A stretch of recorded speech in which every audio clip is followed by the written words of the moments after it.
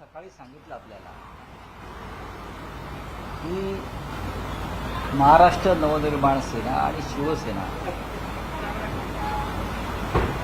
यांच्यामध्ये मुंबई आणि इतर महानगरपालिका निवडणूक युती होते आणि ही काय लपून राहिलेली गोष्ट नाही. सातत्यानं उद्धवजी राजजी यांचा संवाद आहे. दोन्ही बाजूच्या नेत्यांमध्ये चर्चा झालेल्या आहेत आणि आजपासून निवडणुकीची प्रक्रिया सुरू झाली. तुम्हाला माहिती आहे की आजपासून नॉमिनेशन अर्ज भरण्याची. त्याच्यामुळे इतकी महत्त्वाची युती ही घोषणा करून जाहीर करणं गरजेचं आहे, सगळ्यांना माहिती आहे. उद्या दुपारी साधारण 12 वाजता तुम्हाला स्थळ कळवलं जाईल. उद्या दुपारी 12 वाजता शिवसेना पक्षप्रमुख उद्धव ठाकरे आणि महाराष्ट्र नवनिर्माण सेनेचे अध्यक्ष राज ठाकरे साहेब हे एकत्रितपणे आपल्याशी संवाद साधतील या विषयावरती आणि बोलतील. 12-12:30च्या दरम्यान ही घोषणा होईल. त्याच्यामध्ये आता लपून ठेवण्यासारखं काही नाही. काल रात्री जवळजवळ जागा वाटपासंदर्भात ज्या प्रक्रिया पूर्ण करायच्या असतात त्या झालेल्या आहेत. त्याच्यामुळे तुम्हाला उद्या बातमी मिळेल. पण काही मेळावा किंवा पत्रकार परिषद नाही, उद्या होईल ना.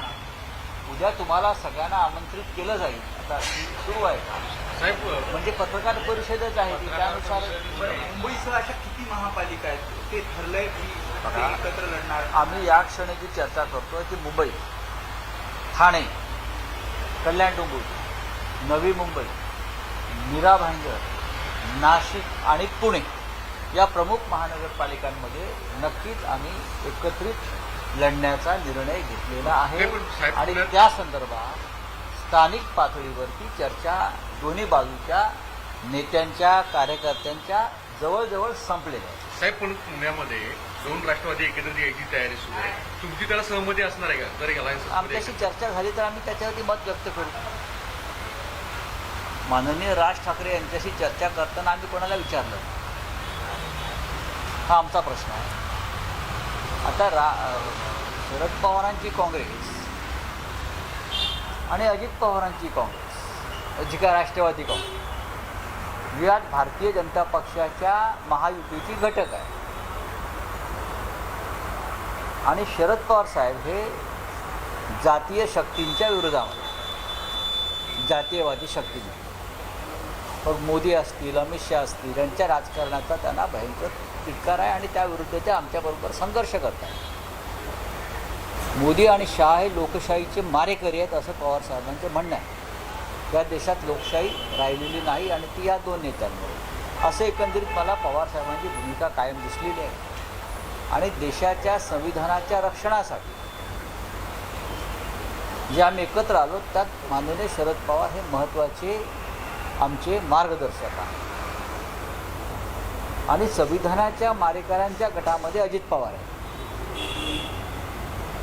अजित पवार आहेत जातीयवादी शक्तींबरोबर काम करतात. नरेंद्र मोदी आणि अमित शहा त्यांचे नेते आहेत. शरद पवार त्यांचे आता नेते नाही आहेत, लक्षात घ्या.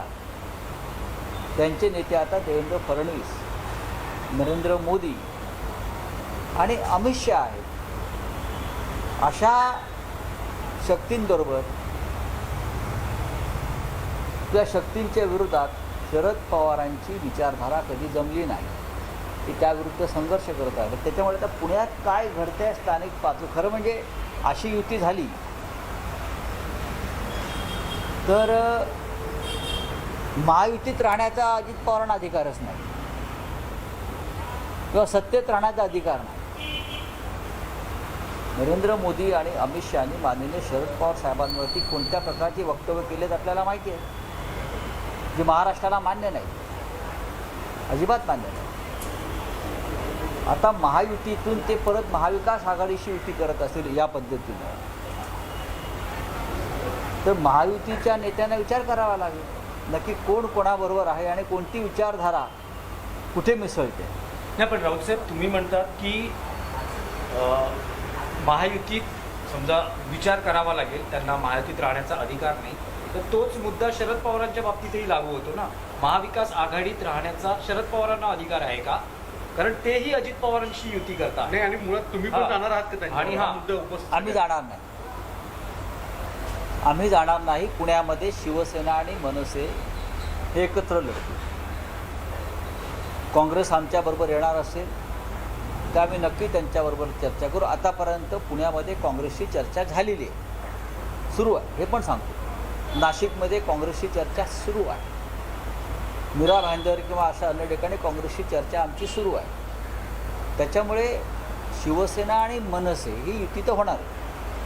पण अशा प्रकारे जर काय नव्यानं घडत, आता आमचे मुंबईमध्ये राजसाहेब आणि उद्धव साहेबांशी युती झाली, तिथे शरद पवार साहेबांचा पक्ष आमच्याबरोबर आहे हे आम्ही सांगू शकतो आता यावेळी. पण पुण्यामध्ये आम्ही भारतीय जनता पक्षाबरोबर संबंध असलेल्या सरकारमधल्या कोणत्याही पक्षाशी संबंध ठेवणार नाही, ही आमची एक विचारधारा आहे. राऊत साहेब, स्पेसिफिक प्रश्न आहे, जर शरद पवार आणि अजित पवार या दोन पक्षांची युती होत असेल तर महाविकास आघाडीत शरद पवारांना राहण्याचा नैतिकदृष्ट्या अधिकार आहे का? जर तुम्ही अजित पवारांच्या बाबतीत म्हणत असाल तर. नाही, आम्ही त्याच्यावर चर्चा करू ना. मी स्वतः शरद पवार साहेबांशी चर्चा करेन. तेवढे आमची नाती आणि संबंध आहेत. फार मोठे नेते आहेत. त्यांनी महाराष्ट्राला दिशा देण्याचं काम केलं आहे, देशाला दिशा देण्याचं काम केलं आहे. असं जर काय घडत असेल, अद्याप घडलं आहे का तर नाही, आता चर्चा आहे. असं काय घडणार असेल तर नक्कीच काँग्रेस पक्ष असेल किंवा आम्ही सगळे असू, आम्ही नक्की एका भावनेनं त्यांच्याशी चर्चा करू. काँग्रेससोबत तुम्ही कोणकोणत्या महापालिकेत सोबत जाणार आहात आणि नाही, मुंबई जिथे- संदर्भात त्यांच्यासोबतची चर्चा थांबली आहे का? मुंबईत त्यांच्याबरोबरच्या चर्चेला आता पूर्णविराम मिळालेला आहे. पण मुंबईच्या बाहेर त्यांच्याने आमच्या बैठका आणि चर्चा स्थानिक पातळीवर सुरू आहे. राऊत साहेब, उद्या जी घोषणा होते आहे, राज ठाकरे उद्धव ठाकरे यांच्यासोबत काही घटक पक्ष म्हणजे NCP, तुम्ही म्हणाल तर आजपासून त्यांच्यावर बोलणी होत आहे, तर NCP शरद पवार हेही या व्यासपीठावर असतील का? जर आज NCP बरोबर आमची चर्चा अंतिम टप्प्यात संपली तर माननीय शरद पवार साहेबांनी सुद्धा या पत्रकार परिषदेला उपस्थित राहावं अशी आमची इच्छा आहे. आणि आम्ही त्यांना त्याबाबत आज संध्याकाळपर्यंत, आता पुण्यात आहेत ते, तर आज रात्री मुंबईत येतील, तर आमची अशी अपेक्षा आहे की ते येतील. आम्ही त्यांना निमंत्रण देऊ आणि 100% ते येतील. जागा वाटप final झालंय? फॉर्म्युला नक्की. ठरला आहे का? फायनल नाही, त्याशिवाय का युतीची घोषणा होणार आहे. राजसाहेब आणि उद्धव साहेबांची जी युती होते आहे त्यात जागा वाटप पूर्ण झालं आणि व्यवस्थित सुरळीत पार पडलाय बाळंतपण, काय काळजी करू नका. नाही, पण जी घोषणा होईल ती नेमकी कुठे होईल? काही ऐतिहासिक संदर्भ असेल का ठिकाणाला? तो ऐतिहासिक संदर्भ आहे, जागा कळू. सर, एक पुण्यातलं